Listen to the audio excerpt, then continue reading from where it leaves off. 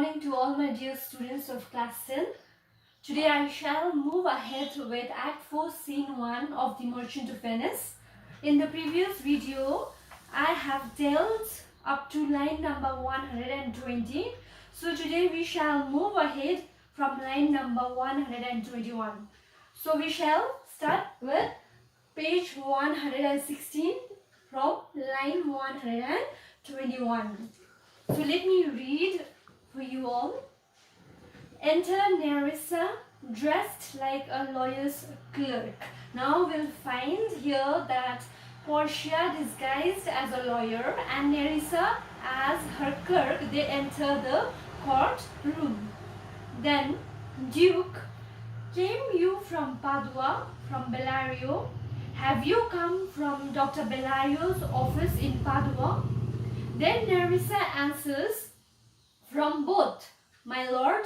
Bellario greets your grace. From both, Nerissa here means that yes, I have come from first Dr. Bellario's office, and that is from Padua. Yes, I have come from both. And Bellario, Dr. Bellario has sent his greetings. Then when this Duke and Nerissa, they are having a talk with each other, we find that Shylock is too keen to cut a pound of flesh, so much so that he takes out his knife and starts to sharpen it in the sole of his shoe. Then when Bassanio and Antonio, they see Shylock very keenly sharpening the knife on the sole of his shoe, Bassanio makes a remark over here. Since he is not liking it, he says, Bassanio, why dost thou whet thy knife so earnestly? Bassanio here tells Shylock, why are you sharpening your knife so seriously, so eagerly?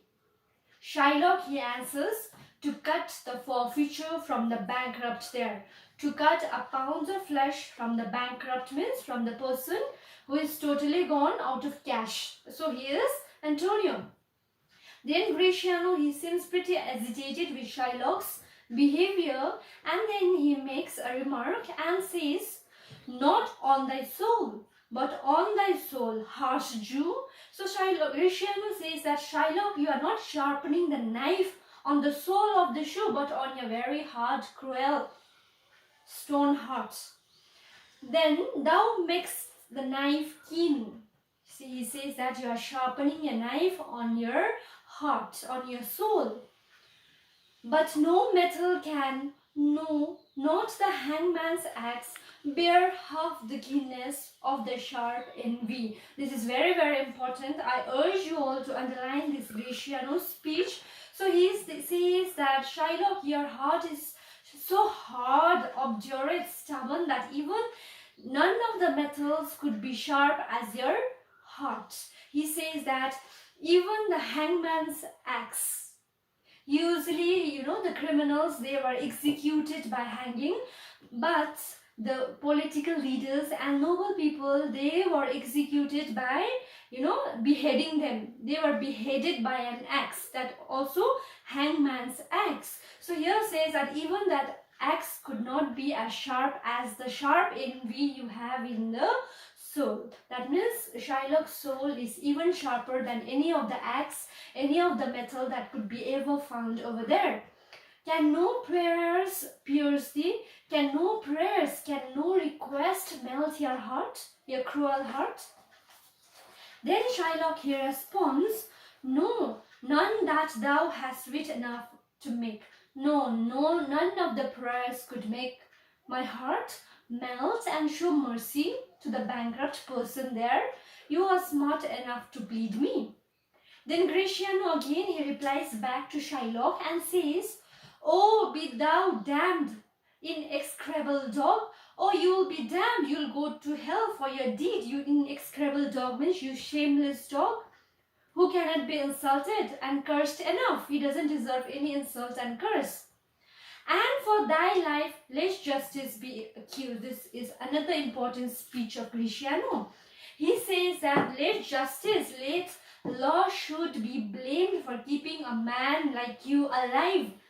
And he says, "Thou almost makest me waver in my faith." Your behavior, Greciano here says to Shylock that your cruel behavior almost makes me doubt, waver my faith in Christianity, and hold opinion with Pythagoras. Your behavior makes me forget my religion and believe Pythagoras. Pythagoras is a philosopher who believed that souls of animals infuse themselves into the trunks of men. So Greciano says that I am forced to believe Pythagoras, that souls of men, they are reincarnated in human bodies. Then he says that thy courage spirit, courage means dog-like soul, governed a wolf who hanged for human slaughter. Even from the gallows did his fell soul fleet, and whilst thou lay in thy unhallowed dam. So this is another important speech line, another important lines of Greciano. Here he says that in fact, this Shylock's vicious dog-like soul should belong, it might have belonged to a wolf who had been killed for slaughtering human beings. So when that cruel wolf was being, killed and slaughtered, and while he was dead, his cruel soul, it passed out from the gallows. Alright, his soul, it came out from the gallows or the hanging place, and it went right into the body of Shylock, and the very soul of wolf entered right into the body of Shylock when he was still lying in the unhallowed dam, means when he was still there in the unholy home of his mother. Here Greciano reflects his bitterness towards Shylock, so much so that he says that even Shylock's mother's home was unholy, where the very soul of wolf, it came out, it passed out and enters his body when he was still in his mother's home. Therefore, he says, it's infused itself in thee. For thy desires are wolfish. Why? Greciano himself gives the answer here. Because your desires are wolfish, just like a wolf, cruel and bloody. Means who is hungry for blood, who is a murderer. Starved, hungry and ravenous means hungry to get the blood and to murder, just like the wolf who is ready for revenge. Then Shylock, after listening to Greciano's harsh words, he says, "Till thou canst rail the seal from off my bond." He says that your abuse cannot undo the seal of the bond. Your abuse cannot change the agreement of the bond. Thou but offense thy lungs to speak so loud. You are speaking so loud, abusing me, and you're just tiring your lungs, giving trouble to your lungs. Repair thy wit, good youth, improve your intelligence, good youth, or it will fall to curious ruin. Shylock asks Greciano to be quiet, or else he will lose his mind. I stand here for law. Shylock here says that I stand here for the law and the justice that I deserve. Then Duke says, this letter from Bellario doth recommend a young and learned doctor to our court. Where is he? So Duke, he says that this letter, I have got this letter from Dr. Bellario, and this letter recommends or introduces to us a learned doctor to the court. So where is he? Then Nerissa enters in disguise of a clerk. She says, he attended here hard by. He is waiting outside to know your answer whether you will admit him. So the doctor, a learned young doctor, he is waiting for your approval, and he is waiting whether you'll allow him to enter or whether you'll permit him to take the keys or not. Then Duke replies, with all my heart, some 3 or 4 of you go him courteous conduct to this place. So he says that Duke orders 3 or 4 people there in the court to go and bring that young learned doctor in a courteous way, in a respectful and honored way. Meantime, the court shall hear Bellario's written. The Duke is ready to read the letter sent by Dr. Barialy. So what has Dr. Barialy written in the letter? The clerk reads, "Your Grace shall understand that at the receipt of your letter, I am very sick." So here Dr. Barialy had written that when I received your letter regarding this case, I was very sick. But in the instant that your messenger came in loving visitation was with me a young doctor of Rome. His name is Balthazar. So here what was written in the letter is that when your messenger came to me, and even at the time of receiving the letter, there was with me a loving visitation, means there was with me our friend, a young doctor, a young lawyer from Rome, and his name is Balthazar. So when the Duke, he received the letter, he says that Dr. Balthazar from Rome was there with him. I acquainted him with the cause in controversy between the Jew and Antonio the merchant. Since that person, the young Dr. Balthazar, was with me when a messenger arrived with the letter, I acquainted him. I informed him thoroughly regarding the dispute, regarding the controversy between Shylock and the merchant Antonio. We turned over many books together. So me and Balthazar, we turned the books together. He is furnished with my opinion. That means he is ready with my opinion. He is well informed about my suggestions and my opinion, which bettered with his own learning the greatness whereof I cannot enough comment comes with him.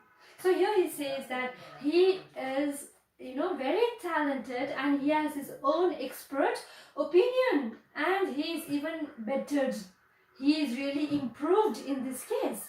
So I cannot enough praise him. So he is beyond my praise. He is such a talented young doctor, a young lawyer, that he has his own expert opinion. To fill up your grace request in my stead. So he has been sent instead of me to fill up the void for me. He will be pleading the case instead of me.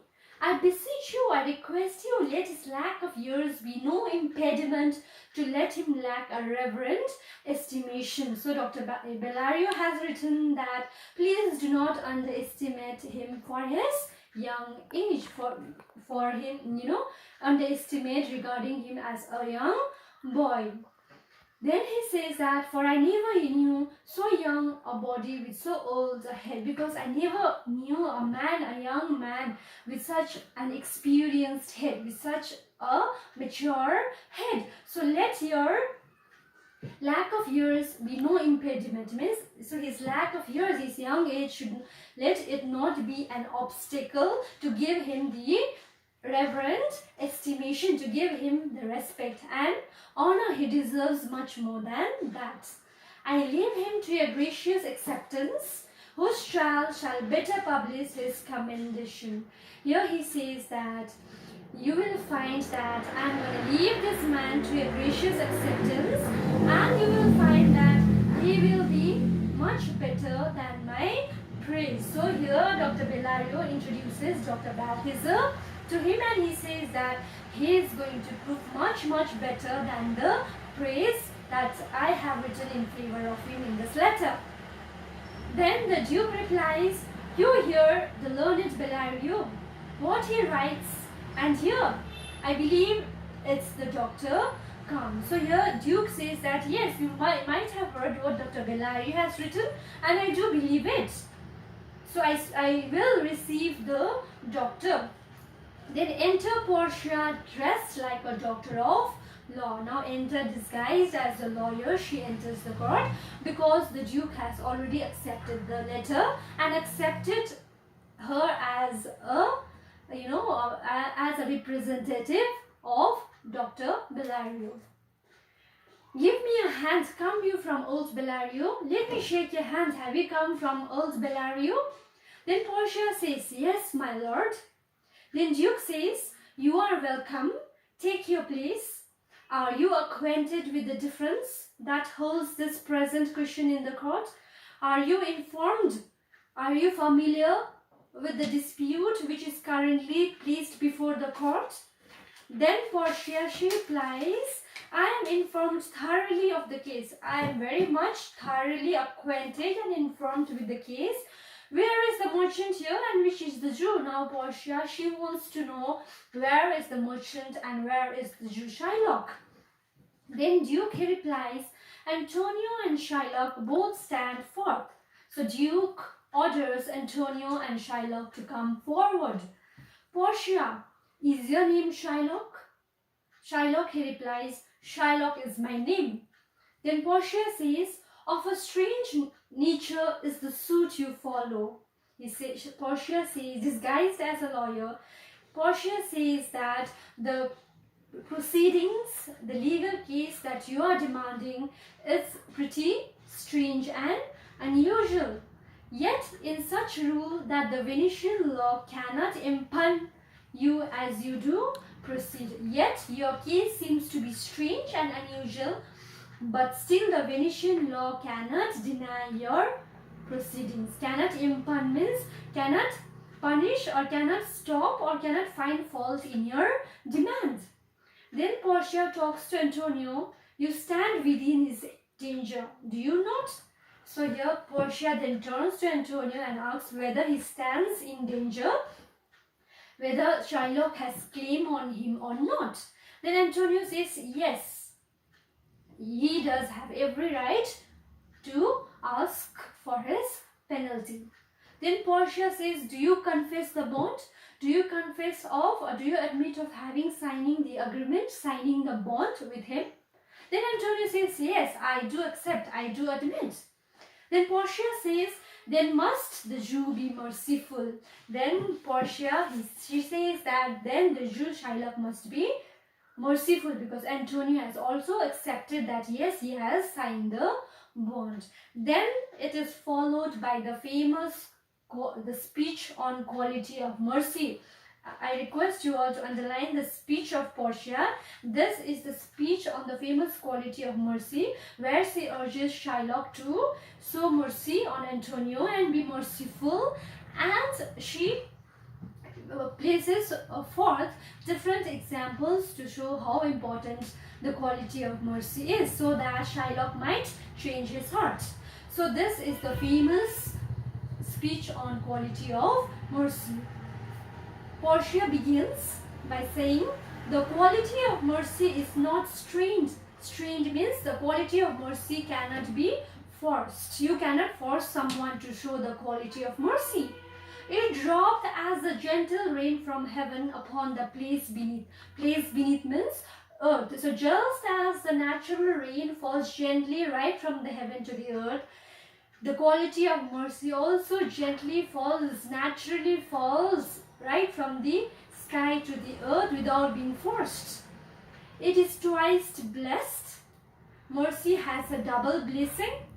It blesses him that gives and him that takes. So Portia says that the one who shows mercy will also be blessed, and one who receives it will also be equally blessed. That's why mercy has twofold blessings.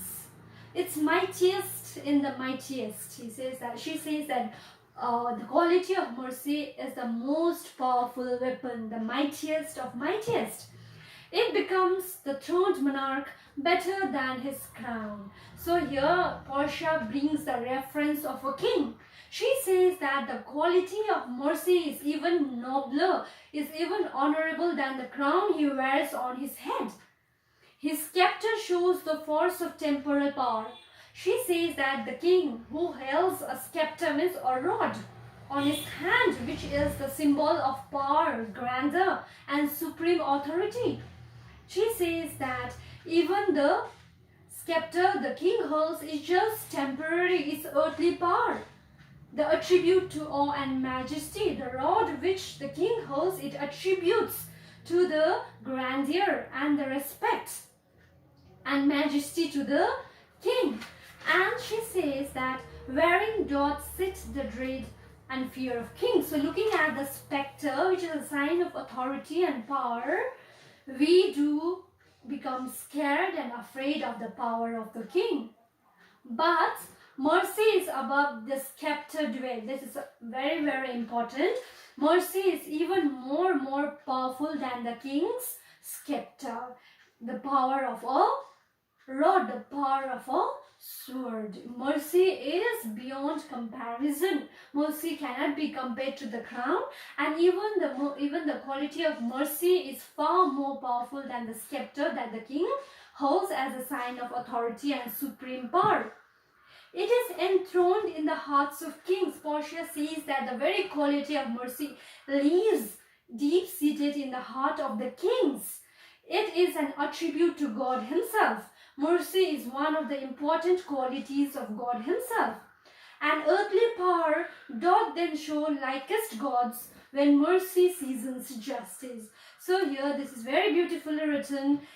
Portia says that the kingly power exactly looks and exactly resembles, just like the God, a king resembles God when mercy is seasoned means when mercy is seasoned with justice. So when the king is about to judge anyone, if that is being seasoned or mixed or influenced with mercy, then the king resembles the supreme God, because mercy is the very important quality of God. So whoever shows mercy also will resemble him. Therefore, Jew, though justice by the plea, though you demand justice, think about it, consider this, that in the course of justice, none of us should be salvation. So you demand of the justice. So before you ask for it, just consider that if we people were to be judged according to the strict justice of God, then none of us would be saved. None of us would escape the wrath of God if we were to be judged according to the strict justice of God. So therefore, we do pray for mercy. We pray to God to show mercy, and that same prayer doth teach us all to render. So here Portia says, we ask God to forgive us and show mercy. Even in our prayers, we say that forgive us our trespasses as we forgive those who trespass against us. So here we ask mercy from God, but if we do not show mercy to others, it's just useless. Even in our prayers, we ask for mercy from God, and we also show the same to others. And that same prayer doth teach us all to render, means to show the deeds of mercy, to act of mercy. Even the same prayer teaches us to be merciful and to show this quality. I have spoke thus much to mitigate the justice of thy plea. So I have spoken enough in order to weaken the claim, in order to weaken your demands for justice, which if thou follow the strict court of Venice, must needs give sentence against the merchant there. So Portia says that I have spoken enough about mercy in order to slacken or in order to weaken your demand for justice. If that justice has to be followed, then obviously it will take the life of the merchant standing over there. Then Shylock replies, my deeds upon my head. I am responsible for my deed. Whatever I have done, I am responsible for it. I crave the law. That means Shylock is very much obdurate, adamant, stubborn. He is in no mood to show mercy to Antonio. He says, whatever I have done, I will be responsible for it. I crave the law. I demand the law, the penalty and the forfeit of my bond. The penalty, the amount, and the forfeit, that is the pound of flesh. So he demands that, and he is not going to flinch from his demand. Then Portia says, is he not able to discharge the money? Is he not able to give you back or repay the loan?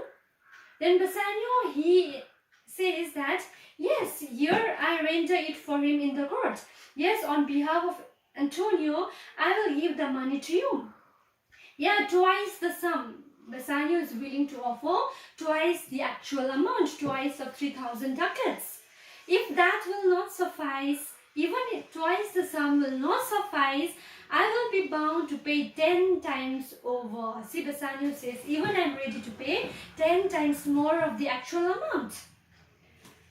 I will be bound to pay 10 times over in forfeit of my hands, my head, my heart. Even if I fail to do so, then I will forfeit my own hands, my heart and my head. That means Bassanio is ready to give his own life for the sake of Antonio's life. If this will not suffice, must appear that malice bears down truth. Even if my life will not suffice after giving 10 times over also, then it will be clear that hatred runs through your blood, and hatred seems to be more stronger than anything. And I beseech you, I request you, rest once the law to your authority. Now Bassanio here requests Portia to rest, means W-R-E-S-T. Rest means to twist the law a bit, to twist the authority a bit. He says to do a great right, to do a little wrong. So here Bassanio requests Portia to do a great right, that is to save Antonio's life. He implores Portia to do a little wrong, that means to little bit twist the law, and curb this cruel devil of his will, and restrain the devil or the Shylock from getting his demands. So here, Bassanio requests Portia to twist or wrest the law a bit in order to save Antonio's life. Then Portia, after listening to Bassanio's plea, she replies, "It must not. No, that cannot happen. I cannot twist. I cannot change the Venetian law. There is no power in Venice can alter a decree established." She says that there is no power in the entire Venice that could ever change or twist the long followed rules and laws of this place. It will be recorded for a precedent. Whatever verdict, or if I twist the law authority, it will be set as a precedent, means it will be set as an example, and many an errors by the same example will rush into the state. She says that if you demand me to twist the law right now, even more demands will be made in future to change the law. Therefore, in the course, bad decisions or errors might result. So she says that, Portia says that no, the law cannot be twisted, the law cannot be changed. Hearing this, Shylock, he becomes so elated that he says, "A Daniel, come to judgment." Yeah, a Daniel. "Oh, wise young judge, how do I honor thee?" Shylock is so much, he is thrilled, and he is filled with so much of happiness that he says, "Oh, Daniel has come." Here he makes a reference to a biblical character. A biblical character, Daniel. He is a Jewish character from the Old Testament, and he was known for his wisdom and judgment. So Shylock compares Portia to Daniel for his wisdom and judgment. Then Portia says, "I pray you, let me look at the bond." Now Portia, she wants to have a look at the bond. Shylock, here it's most reverend doctor. It is most respectful doctor of law. Here it is. Then Portia, "Shylock, there is a thrice thy money offered here." So here Portia says that thrice of the money is offered here. Then Shylock says, "An oath, an oath. An oath is an oath. I have an oath in heaven." Shylock says that, "I have taken an oath in sight of God. Shall I lay perjury upon my soul? Shall I commit a sin by breaking my own oath to God? No, not for Venice." So Shylock says that, "I have already taken an oath." Earlier we have already discussed that he had sworn on Holy Sabbath that he will have his bond. So I cannot lay perjury upon my soul. That means I cannot lay a sin on my soul by breaking my own oath. Portia then says, "Why this bond is forfeit, and lawfully by this Jew may claim a pound of flesh to be him cut off nearest the merchant's heart." So here Portia says, now the penalty mentioned in the bond has been incurred, has been broken. Antonio was supposed to pay the penalty and he had failed to do so. Therefore, by the law of Venice, this Jew may claim a pound of flesh to be cut off near the merchant's heart. But still Portia says, "Be merciful, take thrice the money, bid me tear the bond. Shylock, you have the every right to take a pound of flesh nearest from merchant's heart, but take thrice the amount and let me tear the bond. Then after, what is the reaction of Shylock? We will read further in the next video. So here we are stopping here at line number 240. So we'll stop here at page number 121 and line number 240. I just ask you all to mark there, and in the next video we shall move ahead with Shylock's speech that you have in page number 121. So I request you all to read each and every speech given here thoroughly and try to understand the act and the scene, which is very, very important for you all. So for now, we'll stop over here. In the next video, we shall move ahead with another interesting speech from Shylock.